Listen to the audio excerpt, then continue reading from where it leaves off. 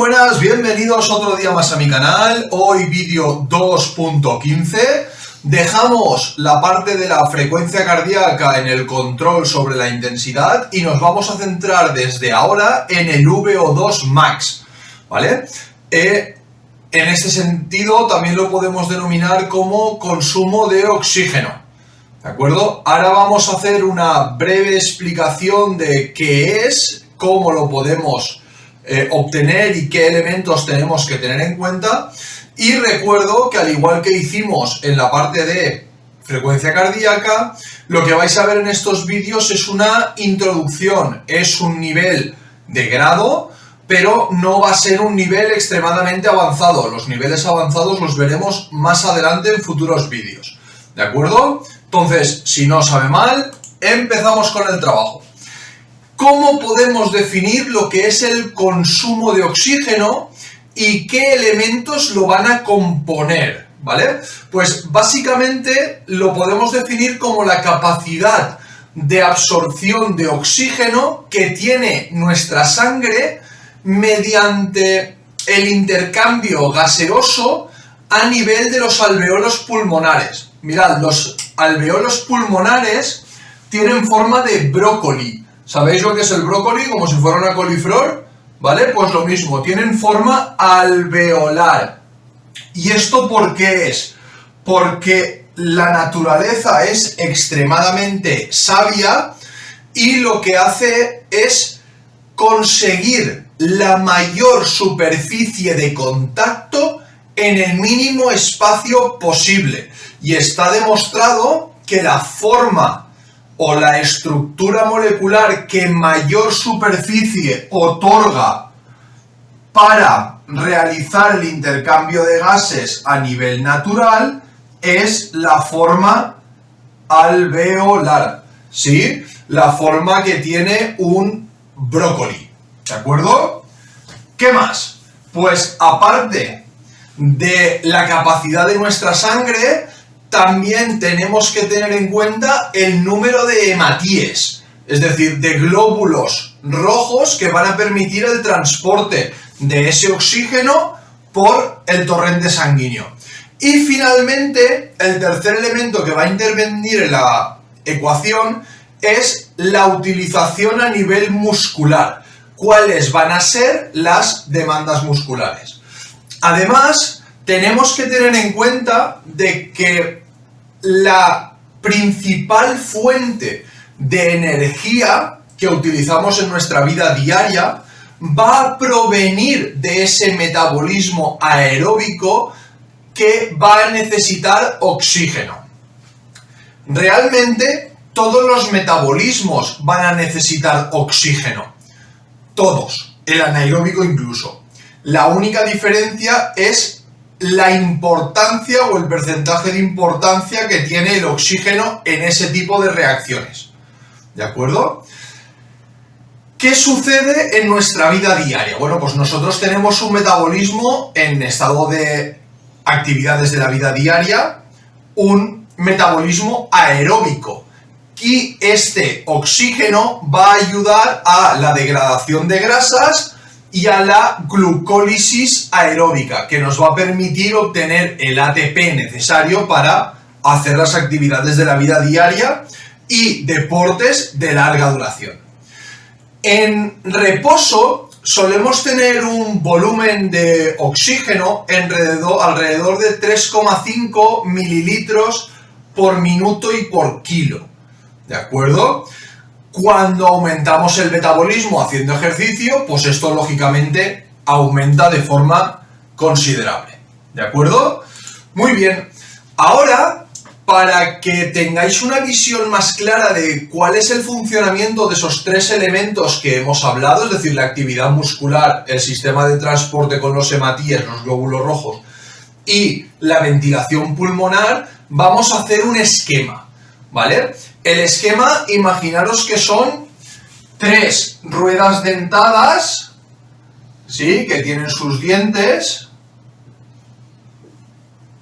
y se retroalimentan entre ellas, ¿vale? Es decir, cuando una funciona, el resto funcionan, ¿De acuerdo? Imaginaros que es un mecanismo de un reloj que cuando esta gira y cuando esta gira.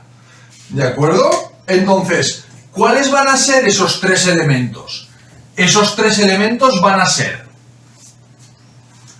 la actividad muscular, que sería la primera rueda, el sistema de transporte,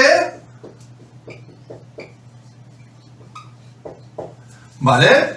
Y la ventilación pulmonar. Muy bien. Entonces, si vamos al análisis más en profundidad de cada uno de estos elementos, encontramos cómo cuando existe un incremento de esta actividad muscular, crecen las demandas metabólicas a nivel muscular. ¿Qué hay? Pues hay un aumento de este transporte, que lo podemos comprender desde el punto de vista del aumento de la frecuencia cardíaca. ¿Esto qué va a provocar además? Un aumento de la ventilación. ¿Vale? Es como si todos los mecanismos se aceleraran. Y esto a nivel respiratorio y a nivel de volúmenes de oxígeno inhalados tiene unas consecuencias. Y es que si aumentamos el metabolismo vamos a tener mayores necesidades de O2, de oxígeno. ¿De acuerdo? Por tanto, aumentará el transporte de O2 y habrá mayor captación en el intercambio de la ventilación, en el intercambio alveolar de oxígeno. Además, esto nos va a llevar a la misma situación, pero en el CO2, que es los residuos que se producen de la respiración, ¿vale? Entonces, una mayor activación muscular va a haber un aumento de los niveles de CO2 que provocarán un mayor transporte de CO2 hacia los pulmones para expulsarlo y finalmente una mayor expulsión de CO2. ¿De acuerdo? Este sería el esquema que nos haría entender el comportamiento de esas ruedas. ¿De acuerdo? Además, tenemos que entender, y disculpar que borre esto, tenemos que entender que la aceleración de los sistemas anaeróbicos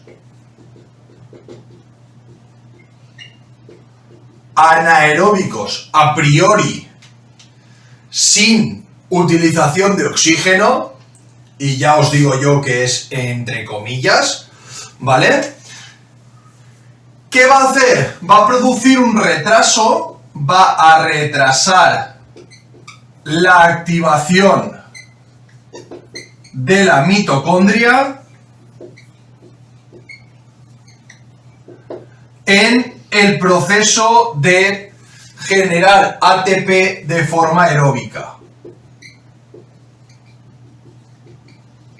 ¿Vale? Es decir, cuando aumenta la alta intensidad y por tanto se ponen en marcha los sistemas anaeróbicos, va a retrasar la activación de la mitocondria. Y esto nos va a poder sugerir que en un nivel inferior a el estado de el umbral de lactato, que lo vamos a ver más adelante, pero es que es un tema que sale ahora, ¿vale? Ejercicio moderado por debajo del umbral de lactato, ¿vale? Ejercicio por debajo del umbral de lactato, que ya veremos en futuros vídeos qué nivel tiene o qué se considera ese umbral, ¿vale? Nos va a indicar que se llega al consumo de oxígeno a los 3 minutos. Eso es el motivo por el que cuando hablamos de metabolismo aeróbico o de métodos de entrenamiento aeróbicos y métodos de entrenamiento anaeróbicos, se indica que se consideran aeróbicos todos aquellos que sobrepasen los 3 minutos. Cuando entremos en profundidad ya nos daremos cuenta de que eso no es teóricamente y a nivel práctico no es tan así, ¿vale? Pero ya lo veremos más hacia adelante, ¿de acuerdo? Si continuamos adelante en la explicación de este VO2 Max, que ya veis que estamos entrando de forma bastante pues por encima y entrando en algunos detalles que luego ya desarrollaremos con más profundidad, podemos indicar que el consumo de oxígeno no es ilimitado y que viene determinado por un aspecto que es genético, es de papá y mamá.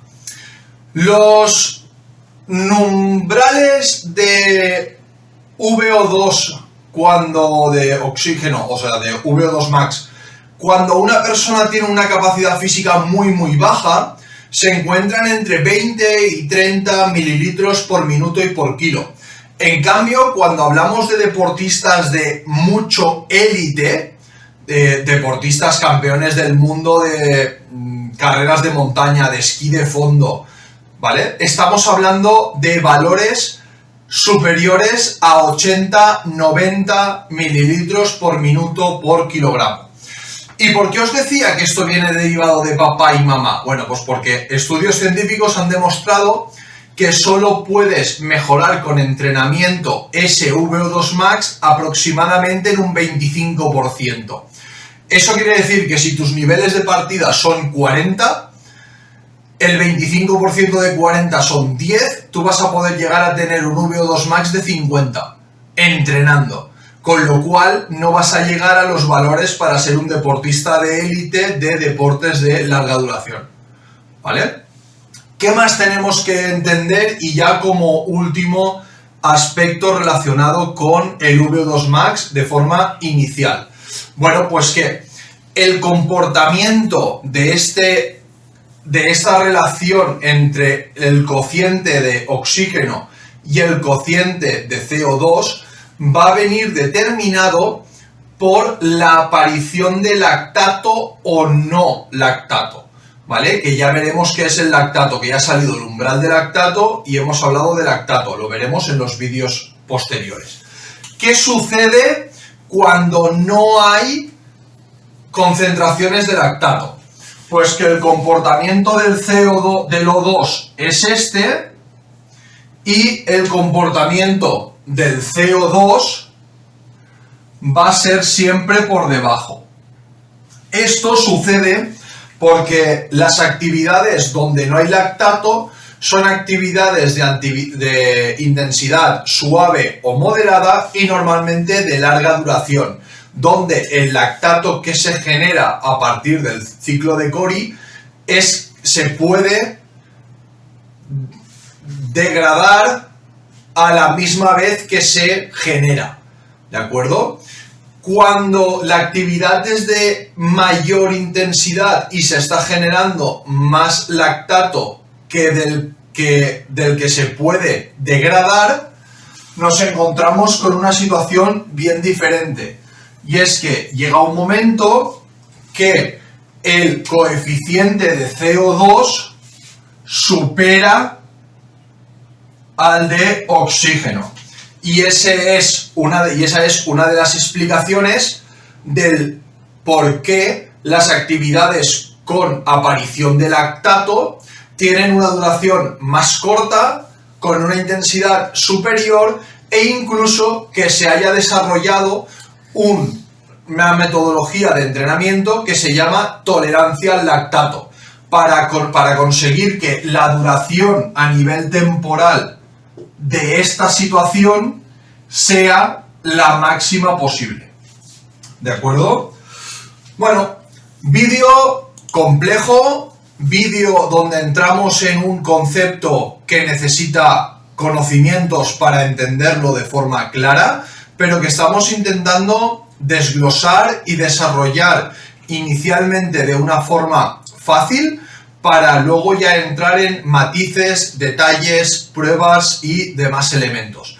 Os invito a que si existe alguna duda, preguntas, elementos que necesitéis comentar, lo pongáis en comentarios y que sigáis viendo los siguientes vídeos donde vamos a hablar de cómo podemos conseguir los valores de V2 Max, cómo lo debemos valorar y cómo vamos a hablar de 3 conceptos clave. Uno es la obtención del V2 Max mediante una prueba de esfuerzo.